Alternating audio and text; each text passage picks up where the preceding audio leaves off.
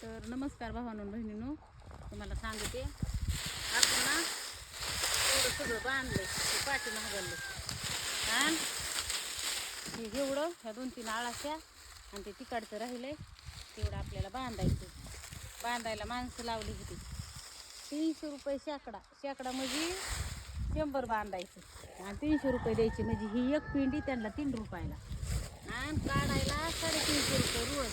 तुम्हाला सांगितलं मोडायला 300 रुपये रोज. शेतकऱ्याला उरत आहे काय सांगा. त्याच्यासाठी मला झोपलं येईन कसलं तुम्हाला सांगते. मॅच बांधलं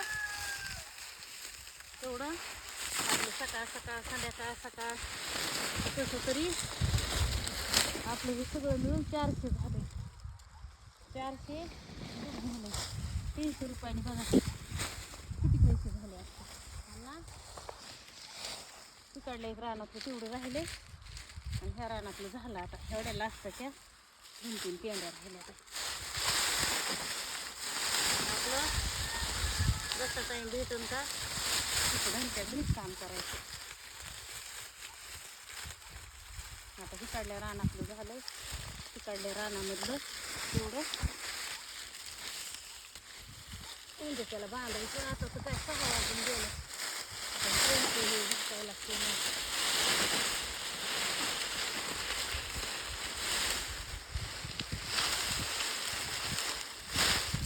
घरच्या घरी काम केलं की किती परवडत नाही.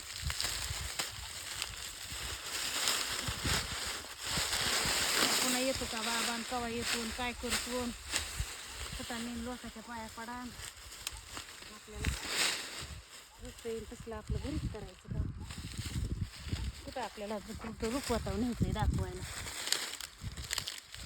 ती ज्वारी मळायची राहिली, हरभरे मळलं, मोंड्याला लावलं.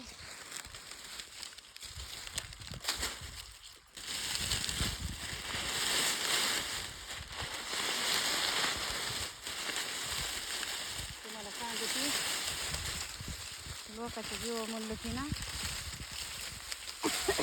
काय उपयोग नाही. शेती परवडतच नाही मग ती पडीक फुलेली परवडली.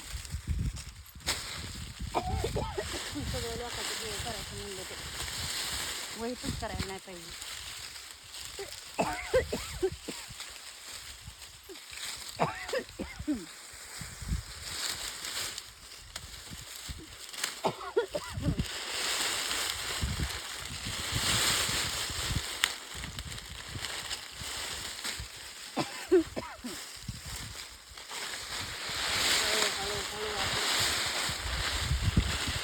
हळूहळू चिराळाचं